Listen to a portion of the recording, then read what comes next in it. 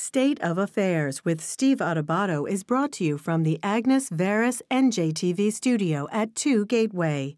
Funding has been provided by NJIT, New Jersey Institute of Technology, the law firm of Gibbons, P.C., NJM Insurance Group, and by Hackensack Meridian Health. Promotional support provided by NJ Advance Media and by NJ Biz, all business, all New Jersey.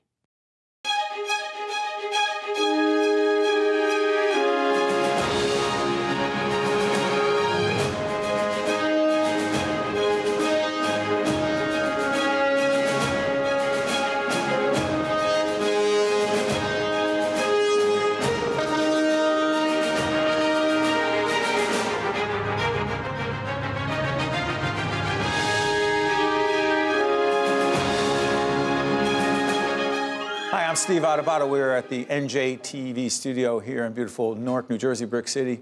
It's a very special interview. We are honored to have the 55th governor of the great state of New Jersey, Christie.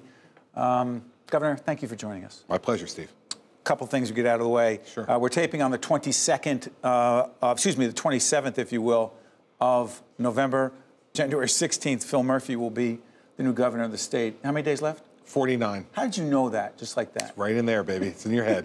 I've had this job. It's 2,920 days if you get two terms. Wow.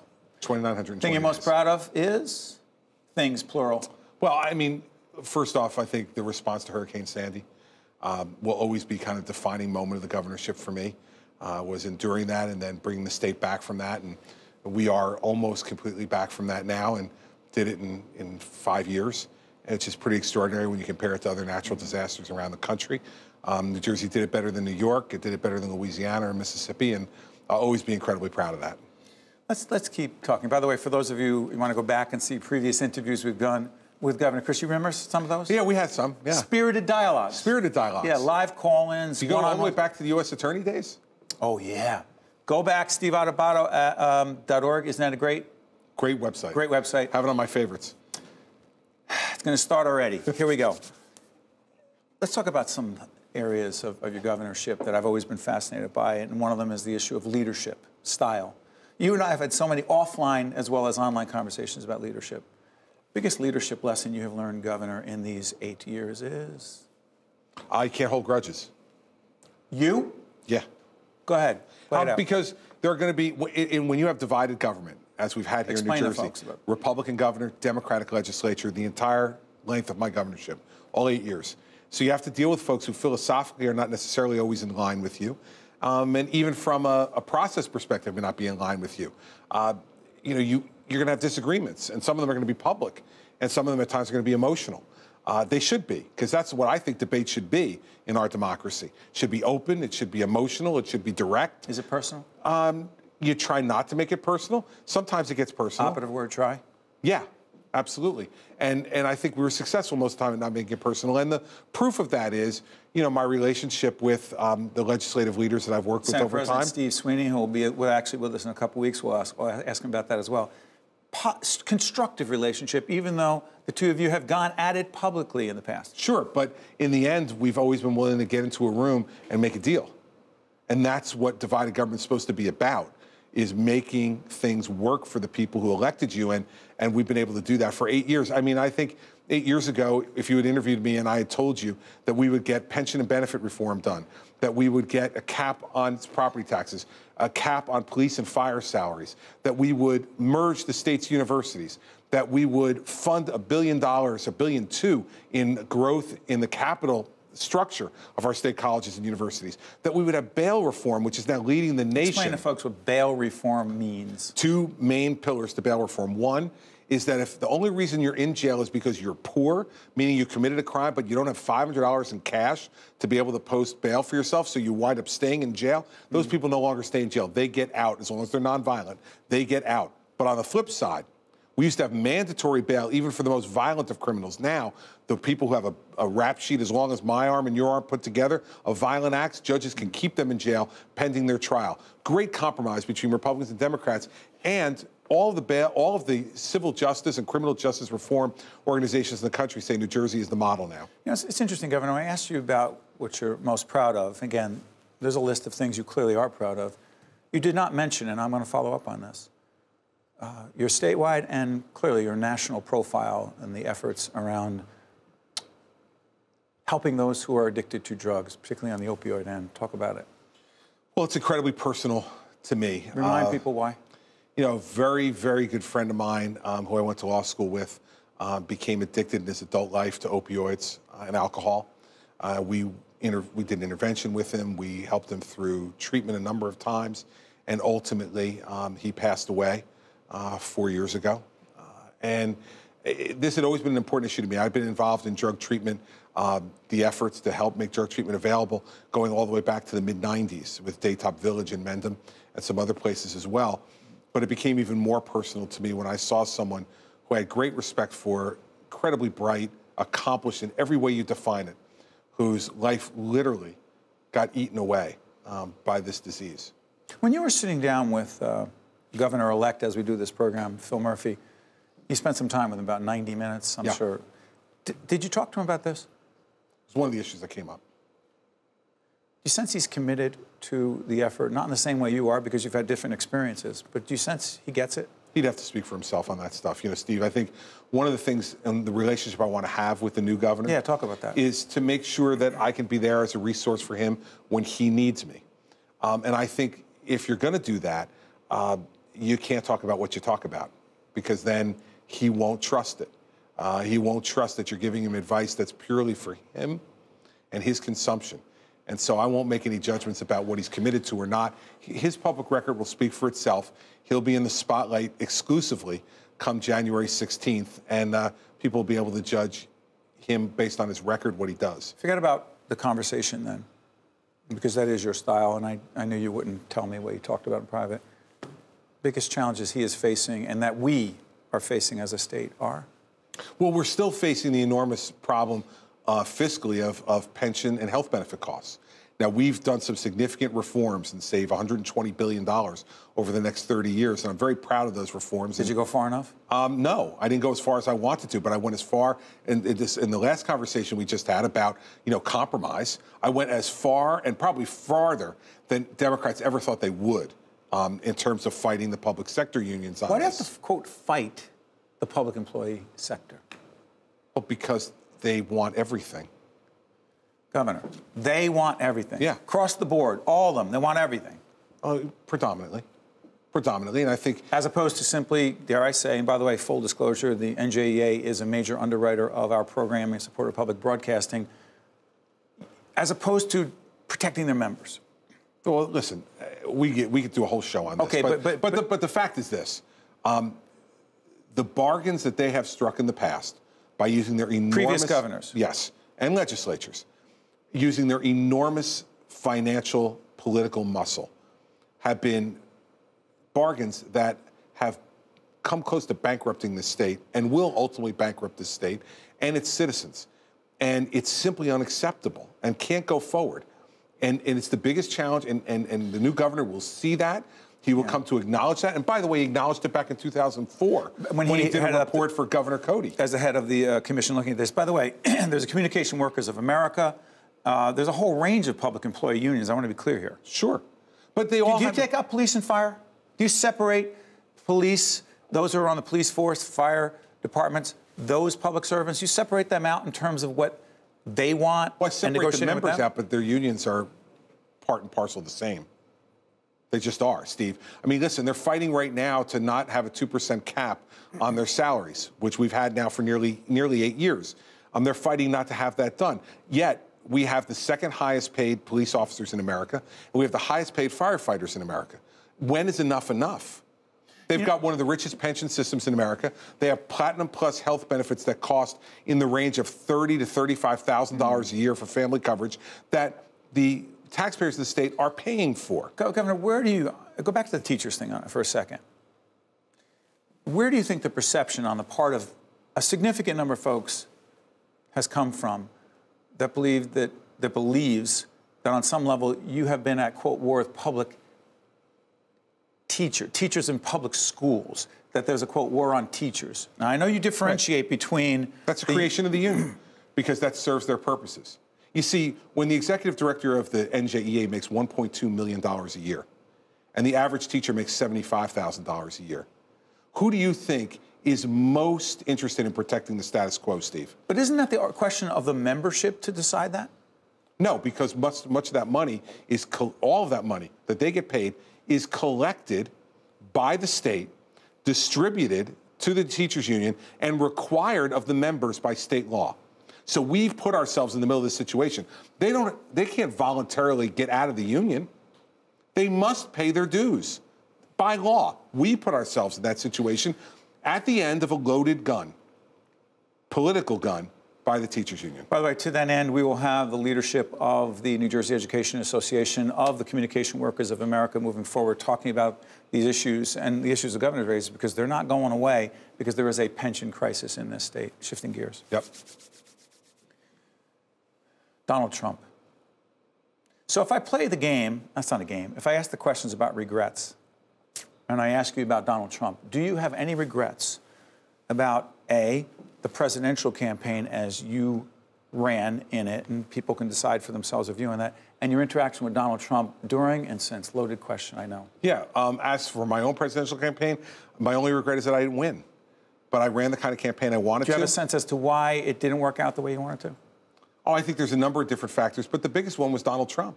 He's the biggest factor.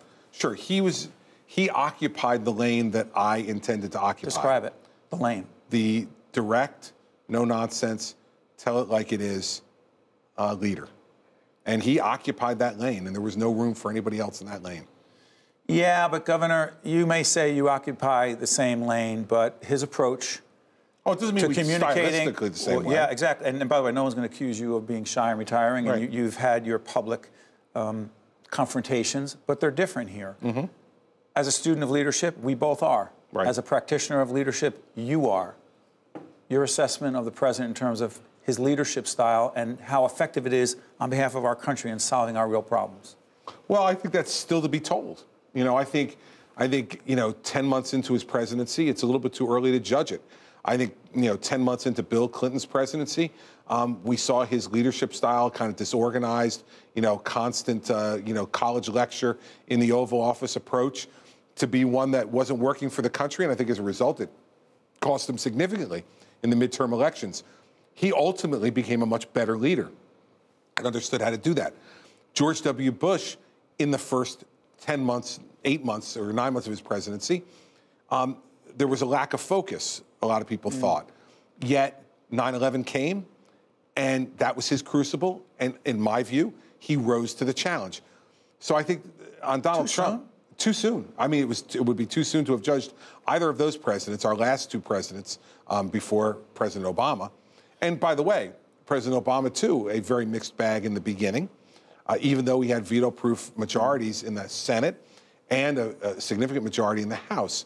So we need to give people time to grow into the presidency, to develop their own leadership style, and to have that leadership style evolve based upon the success or failure from a policy perspective. When we come back, we'll talk to the governor about a whole range of issues. Governor Christie, this is one of, I think I can say this safely, one of the, you'll do other interviews, but one of the most significant interviews you'll be doing as you finish One of the up. only ones I'll be doing.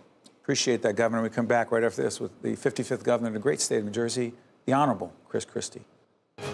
To see more State of Affairs with Steve Adubato programs, visit us online at stateofaffairsnj.org. If you would like to express an opinion, email us at info@caucusnj.org. Find us on Facebook at facebook.com/Steve Adubato, PhD. And follow us on Twitter at Steve Adubato. Welcome back. I'm Steve Adubato. More importantly, the gentleman to my left, Governor Chris Christie, the 55th governor of the state. Governor, let me ask you this. We talked about leadership, talk about regrets. I use the word regrets. Yep. Lessons, you could use them either way. When you think about Bridgegate, you say what to yourself that you'll say to us publicly? I still can't believe it. Can't believe it happened. I can't believe that anybody who was in our government would ever have thought that conduct like that was acceptable. And it's one of the regrets that I have is that when you make thousands of decisions of people to hire, you got to be perfect and lucky. And I was neither in that regard. What would you have done differently once it broke? Nothing once it broke. Nothing? No. Listen, I stood up for an hour and 50 minutes before the National Press Corps on live television and took every question, even at a moment when I didn't really know all the facts. But I felt like it was so important for me to show the people of the state that I did nothing wrong. And the only way for me to show that was to be willing to answer every question. And nothing that I said that day has been contradicted later on, including my own role in it, which was zero. You know, one of the things that we've talked about in the past, Governor, on many of the interviews, and again, I remind you, go on our website, our producers will put it up, check out some previous interviews we've done with the Governor. I'm fascinated by you and I talk online as well as offline about family. And we're not the only ones. Folks in New Jersey, people in all the states watching us right now, your family, usually the most important folks in your lives. How do you believe the governorship has affected the Christie family? Generally positive. I mean, generally it's been a really great thing for my family. They've had enormous opportunities and experiences that they otherwise would not have had. You mentioned Bridgegate in the last question before that. How tough was that for them? Enormously difficult. And I would just say, you know, I told a story recently that when I came home that night, after the day that all this became public, and I found out about it the very same day, I came home that night and our oldest son, Andrew, was waiting in the kitchen for me. Was he at Princeton? He was at Princeton at the time, Princeton University. He drove up from school to be with us that evening. And he looked at me and said, I just have one question. And I said, what? He goes, did you do it? What were you thinking right in that moment when he asked you that? That this is not one of the moments that you picture of having to have that conversation with your son. And I said, no. And he goes, well, then okay. Got nothing to worry about. You know, so you have moments like that that are enormously emotional and difficult as a father, because all you ever want to be is a positive role model for your kids and a point of pride. And at that moment, he had to ask me the question. But it also told me about our relationship, that he felt like he could ask the question. And that, in fact, he had the right to ask the question because we were all in this together. Including Mary Pat. Sure. Talk about Mary Pat, who's played a critically important, the First Lady in our state for the past 8 years. Her role in terms of supporting you, dealing with you? Well, what everybody has to understand is that we've been married for 31 years, and we've been together for 33 years. So this is a relationship that it's almost like I don't really even remember what my life was like before she was in it. Vague recollections of it, and I glorify those times, I'm sure, as we all do in our late teenage and early 20s years. But she is, in every respect, a full partner and has been enormously supportive. I could not do what I do if she wasn't with me. And there have been moments where she hasn't wanted to. Yeah. But it's the deal she and I struck as partners to be supportive of each other's careers, in addition to being supportive parents together, supportive children to our own parents, and all the different challenges that you know come up in life that you need a partner, and it's better if you have a partner to do it. She's been amazing. The other part of this, excuse me for interrupting, Governor, the other part of it is that, my wife Jennifer could be supportive of me in the way she is, and that's great. But for you, the difference would be your stuff plays out so publicly, whether you're talking about Bridgegate, whether you're talking about the presidential campaign, which the whole family was a part of, or the scene at the beach, if you will, that people choose to deal with the way they do. The public exposure, which you know you signed up for, you never backed off on that. Was it different / harder than you ever thought it would be, the public ridicule and criticism? Well, I think what happens is... both nationally, not just in New Jersey, but nationally. I mean, it's international. I mean, we were in Italy on vacation this summer, walking around and actually in Sicily, and we were recognized. Say that again? We were recognized in Sicily, walking around a small village in Sicily, and we had people come up and say, "Gubernador, Gubernador." You know, because your family, you have some family originally my from... mom, yeah, my mom's family is from Sicily. Right. So we went back to where my great-grandparents were married before they left to come to the United States. And so it was a great trip. But the point is that I don't think when you run for governor, we couldn't have possibly understood the kind of national profile that we would ultimately develop, and international profile we'd ultimately develop. Now, that was based upon what we accomplished. and people wanted to know us more and wanted to hear from us more. But I don't think you could ever anticipated that, Steve, in November of 2009. And so it's been a blessing to a large degree, but there have been moments when it's been very difficult. But what I've learned is you can endure much more than you ever thought you could. This question has been asked. I always like to think that we're going to ask you questions, or I'm going to ask you questions that are so unique and special. But I've heard you do some other interviews. I read this very in-depth article in Politico, which is fascinating.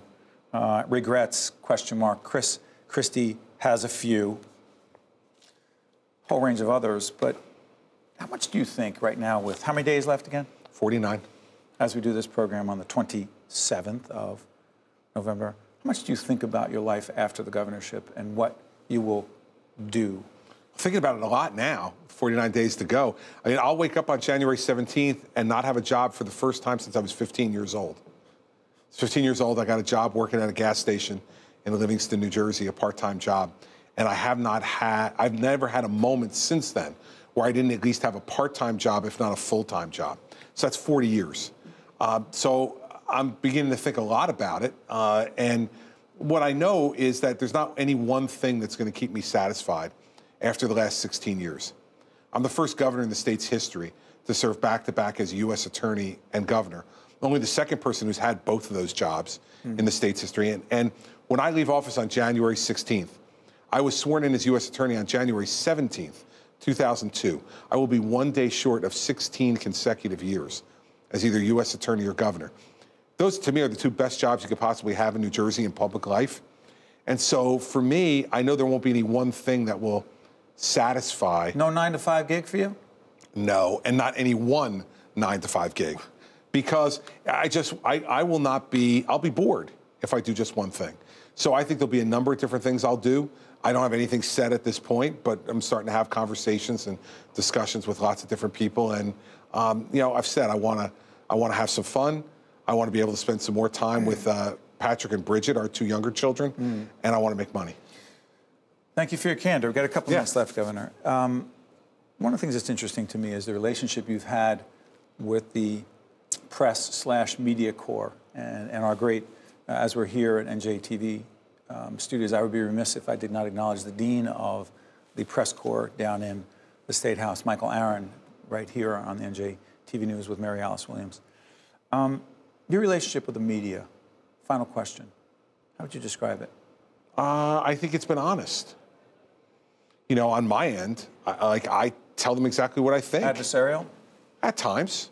At times, really friendly. I mean, you know, you saw before we started the show, David Cruz came in. You know, David and I have a really good relationship, and there have been times I've really let him have it. And other times where he's asked me really awful questions. We've seen it on the air. We've seen both ends. So, by the way, to be clear, you've done the same thing with me. Right. So here's the thing. I think your job as governor is to be available and to be direct and to not take crap from them. What? Yeah. Our job is to, hold on, respectfully, Governor, our job is to give you crap, no? Yeah, and that doesn't mean I have to take it. Doesn't mean I have to take it. And the fact is that I think that's why you see a lot of division in the public now about their attitudes towards the media. I think the public is sick and tired of us doing our job? No, of some people who have an agenda and an attitude in this business who have no relationship to the truth or reality. And there are people, mostly opinion people, in this press corps, not mostly the day-to-day reporters, but the opinion people in this press corps who also masquerade as day-to-day reporters and show up at times at press conferences and ask questions as if they're objective reporters when they're anything but that. I could do without those people, but you know what? I just don't deal with them. You don't have to. And I think I've proven in 8 years you don't have to. Final message to the folks in the state of New Jersey after these 8 years, what would you say to them? What an amazing honor. What an amazing privilege. I mean, to be the governor of the state where you were born and raised for 8 years, to be reelected with 61% of the vote, to get that kind of affirmation after your first term, and to have everybody in the state give you that sense that, you know, they're pulling for you. Even when they disagree with you, they want the state to do well. No matter what the polls are, you always felt people are supporting you and your efforts? Yeah, listen, I've been at 78% and I've been at 18%, and I've been every place in between. And I just don't think the polls only matter on 2 days. Election Day #1 and re-election day. And on those two, I retire undefeated. Governor, you have never lacked for confidence, and I don't think that's going to change when you leave office. So I also want to say on behalf of all of us in public broadcasting, thank you for always being candid and direct, and we appreciate your time and wish you and your family all the best. Well, thank you, Steve. Appreciate the opportunity very much. Thank you. State of Affairs with Steve Adubato is a production of the CAUCUS Educational Corporation, celebrating over 25 years of broadcast excellence. State of Affairs with Steve Adubato is brought to you from the Agnes Veris NJTV studio at 2 Gateway. Funding has been provided by NJIT, the law firm of Gibbons, P.C., NJM Insurance Group, Hackensack Meridian Health, and by these public-spirited organizations, individuals, and associations committed to informing New Jersey citizens about the important issues facing the Garden State, and by Employers Association of New Jersey. Promotional support provided by NJ Advance Media and by NJ Biz, all business, all New Jersey. I think at NJIT there are a lot of smart students. I came to NJIT for mechanical engineering because within state it's one of probably the top 3 schools for engineering. It sort of creates a friendly competition where you can learn from them. It's a great academic school. I feel I'm being challenged, but at the same time I love the classes I'm taking. The atmosphere of being here is like being at an upstart company. It's that same kind of drive, that same kind of passion.